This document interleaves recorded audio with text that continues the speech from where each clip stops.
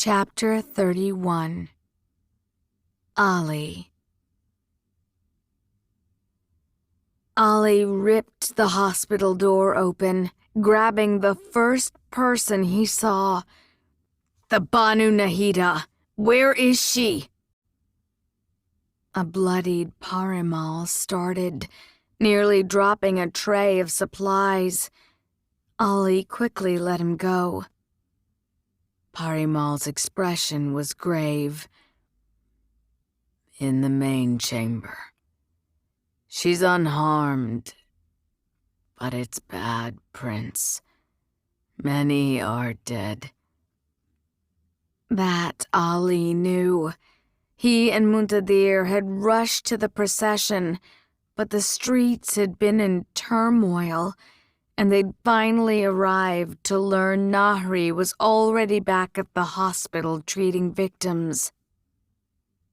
Muntadir had stayed behind to assist Jamshid in restoring some order, while Ali continued to the hospital, passing the ruins of the celebration turned to carnage with growing despair. The dead lay where they'd fallen, their bodies still being shrouded. Ali had counted at least 50. One of the dead, Jamshid grimly told them, had already been quietly taken to the Grand Temple, her still form covered in the Banu Nahida's own chador. Nasreen's name landed hard in Ali's heart, the scope of the violence done today unimaginable. "May I ask?" Parimal was staring at him, looking sick and hesitant. "The attackers, were they identified?" Ali met his gaze, all too aware of what Parimal was really asking. It had been the same awful prayer in the darkest part of Ali's heart. "They were Shafit," he said softly. "All of them." Parimal's shoulders dropped, his expression crumpling. "Oh, no," he whispered. "It's terrible, but I'd hoped." "I know." Ali cleared his throat. "Where is she?" Parimal nodded to his left. "The main examination room." Ali hurried off, through the halls whose construction he'd personally overseen. He'd looked forward to seeing the hospital operational, but God, not like this. The chamber was packed, the 100 pallets full, and more patients lying on woolen blankets on the floor. The vast majority were Deva. He caught sight of Nahri bent over a crying young boy being held by his mother.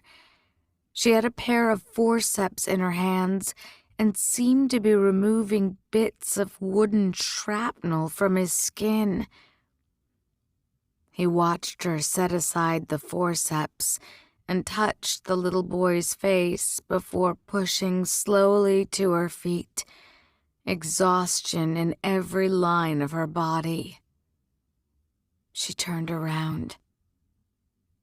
Her eyes had no sooner met his than Nahri's face crumpled in grief. Heartsick, Ali rushed to her side. She trembled, shaking her head and looking like it was taking every bit of strength she had not to cry. "I can't," she choked out. "Not here." Wordlessly, Ali took her hand. She didn't resist, letting him lead her out of the room and into the garden. They had barely closed the door when she broke down sobbing. "They killed Nasreen," she wept. "They shot her, and I couldn't do anything. I couldn't." Ali pulled her into his arms. She started to cry harder, and they sank slowly to the floor. "She taught me everything," Nahri gasped through her sobs. "Everything. And I couldn't do a damned thing to save her." She shook violently against him. "She was scared, Ali. I could see it in her eyes." "I'm so sorry, Nahri," he whispered, at a loss for anything else to say. "I'm so sorry." Not knowing what else to do, he simply held her as she cried, her tears soaking through his dishtasha. He ached to do something, anything that would make this better. He wasn't sure how long they'd been sitting there when the call to Asr prayer came. Ali closed his wet eyes, letting the muezzin's call wash over him. It put a little steadiness back into his spirit. Today's attack was awful, but the adhan was still being sung. Time wasn't stopping in Daevabad, and it would be up to them to make sure this tragedy didn't shatter the city. The adhan seemed to bring Nahri back to herself as well. She took a shaky breath, pulling away to wipe her eyes. She stared at her hands, looking utterly lost. "I don't know what to say to them," she murmured, seemingly as much to herself as to Ali. "I told my people we could trust the Shafit, but we were just attacked with human weapons, with Rumi fire, when we were celebrating our holiday in our city." Her voice was hollow. "How can I call myself a Banu Nahida if I can't protect my own people?" Ali reached out, taking her chin in his hands. "Nahri, you're not responsible for this, not in any way. A few twisted souls exploited a security weakness that, to be honest, we should have prepared for the first time those damnable weapons showed up in this city. It has no bearing on your outreach to the Shafit, no bearing on your position as Banu Nahida. You saved lives," he assured her. "I heard what you did to put out the fire. You think anyone but a Banu Nahida could have done that?" Nahri didn't appear to hear him, lost in whatever darkness clouded her mind. "This can't happen again," she muttered. "Never again." Her expression abruptly sharpened, her eyes fixing on his. "The woman who warned you. Where is she? I want to talk to her." Ali shook his head. She knew nothing more. "She clearly knew enough." She jerked free of his hands. Maybe you couldn't get any more information from her, but I bet I can. The vengeance in her voice unsettled him. She wasn't behind this Nahri, and I couldn't find her if I tried. Then what's her name? I'll have my people search for her if you won't. Ice crept over Ali's skin. Right now, he would have done almost anything to help Nahri. But he couldn't give her that. He bit his lip, fighting for words. Nahri, I know you're grieving. You know? She shoved away from him. What do you know about grief? Her wet eyes flashed. Who have you lost, Ali? Who's died in your arms? Who have you begged to come back, to look at you one last time? She staggered to her feet. The Devas bleed, the Shafit bleed, and there the Gaziris stand, safe in their deserts back home, secure in the palace here. Ali opened and closed his mouth, but that was not a charge he could dispute. Nahri, please, he begged. We'll fix this. And what if we can't? Her voice cracked in exhaustion. What if Daevabad is just broken in a way that can't be repaired? He shook his head. I refuse to believe that. Nahri just stared at him. The anger was gone, replaced by a pity that made him feel even worse. You should leave, Alizade. Escape this awful place while you still can. Bitterness creased her features. I know I would. She turned for the door. I need to get back to my patients. Nahri, wait! Ali shot to his feet, desperate. Please, I'll make this right. I swear to God. She pushed past him. You can't make this right. She wrenched open the door. Go back to Amgazira. Lubaid and Akisa were waiting for him when Ali left the hospital. Lubaid took one look at him and then grabbed Ali's arm. Is she okay? Ali's mouth was dry. She's alive. Go back to Amgazira. Suddenly, in a moment of weakness, Ali wanted nothing other than that. It would be easy. The city was in chaos. The three of them could slip out in an instant. His father wouldn't blame him.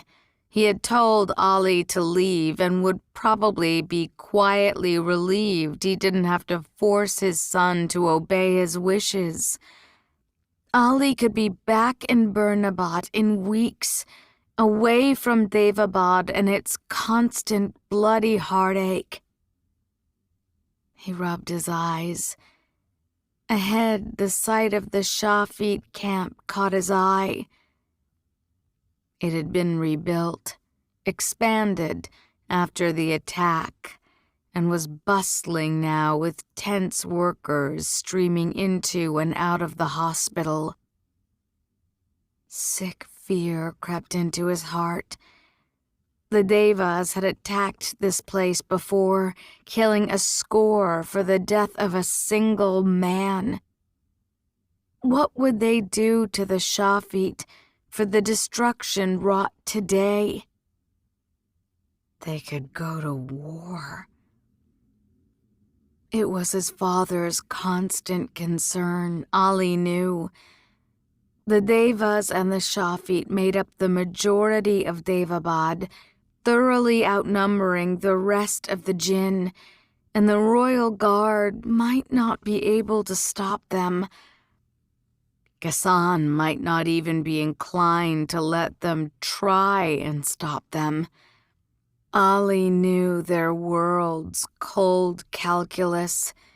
The guard would be sent to watch over the other quarters, to keep the pure bloods of the Jinn tribe safe, while the fire worshippers and the dirt bloods had their final fight.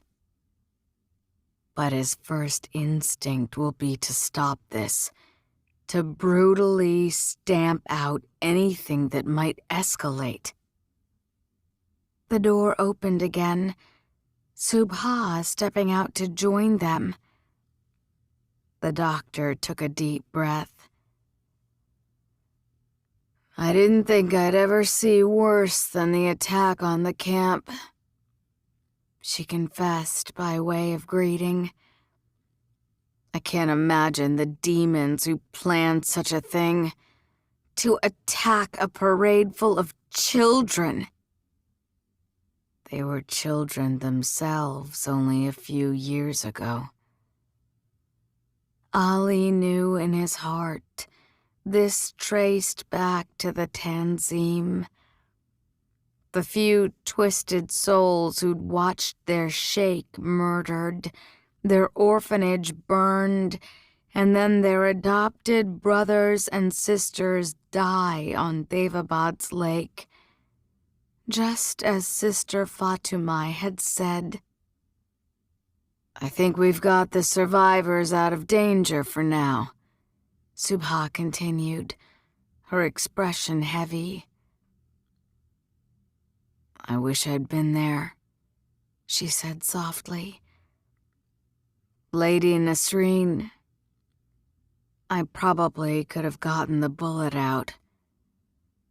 Please don't tell Nahri that, Ali said quickly.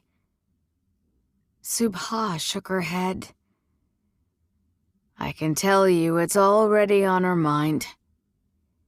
When you lose a patient like that, you never stop wondering what you could have done differently. And if it's someone you love... Ali flinched. Will you stay with her?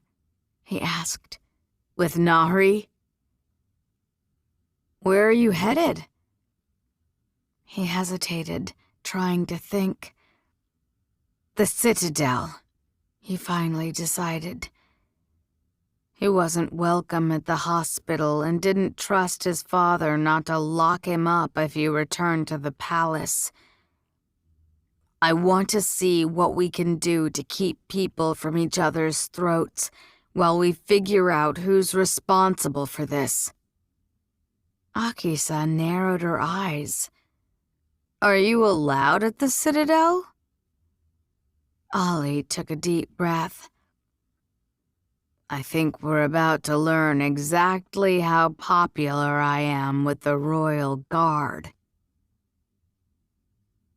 The soldiers at the gate certainly didn't stop him from entering. Indeed, there was open relief on the faces of a few. Prince Alizade, the first man greeted him. Peace be upon you. And upon you peace, Ali replied. Is the Qa'ed here? The man shook his head. You just missed him heading back to the palace. He paused. He seemed upset. He went tearing out of here with a few of his most senior officers. Ali's stomach dropped, uncertain what to think about that. He nodded and then continued on, striding into the heart of the citadel, the place that in many ways had been a truer home to him than the palace. Its tower stood proud, stark against the setting sun. A knot of Gaziri officers were just inside, arguing loudly over a scroll. Ali recognized all of them, particularly Daud, the officer who'd made a point of thanking him for his effort with his village's well when he first arrived in Daevabad. "Prince Alizade, thank God," the man said when he caught sight of Ali. Ali made his way over cautiously, raising a hand to stop Lubaid and Akisa from following him. He was here as a soldier now, not as a civilian from outer Amgazira. "The Qa'ed has gone to the palace?" Daud nodded. "We received orders from the king that troubled him." "What orders?" Ali asked, instantly concerned. Barkash, one of the louder, brasher captains, spoke up. "He wants us to raise the neighborhood in which the attack took place. It is unnecessary. We found the Shafid who lived in the apartments with their throats cut. The attackers must have killed them. And the attackers themselves are dead. We've been asked to slaughter scores of Shafid for no reason other than—" "That's enough," Abu Nuwas interrupted. "You took an oath when you joined the guard to obey the king." "That's not quite the oath he took," Ali corrected. "He pledged to serve God and the security of his people. And the Shafid are also our people." Abu Nuwas gave him an annoyed look. "Respectfully, Prince Alizade, you hold no rank here. You are not even supposed to be here. I can have you escorted to the palace if you like." The threat was clear, and Ali saw more than a few men bristle, though their barbed glances were not for him. Ali paused, seeing Muntadir and Zainab in his mind. Their father. Bernabat and the life he might have lived. God forgive me. God guide me. "I'm very sorry, Abu Nuwas," he said quietly. Ali's hand dropped to his khanjar. "But I'm not going back to the palace." He cracked the other man across the skull with the hilt of the blade.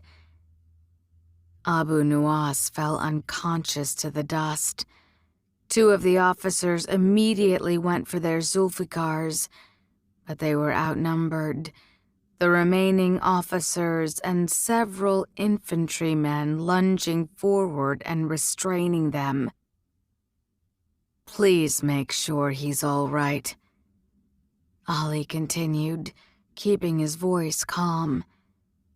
He picked up the scroll from the ground, his eyes scanning the repulsive order, his father's signature clear on the bottom. It burst into flames in his hand, and Ali dropped it to the ground. He gazed at the shocked soldiers around him. "I didn't join the royal guard to murder innocents," he said flatly. "And our ancestors certainly didn't come to Daevabad to raise Shafid homes while their children sleep inside." He raised his voice. "We keep the peace.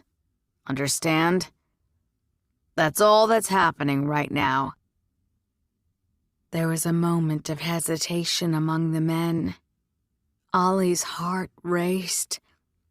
Akisa reached for her blade. And then Daud nodded, swiftly making the Gaziri salute.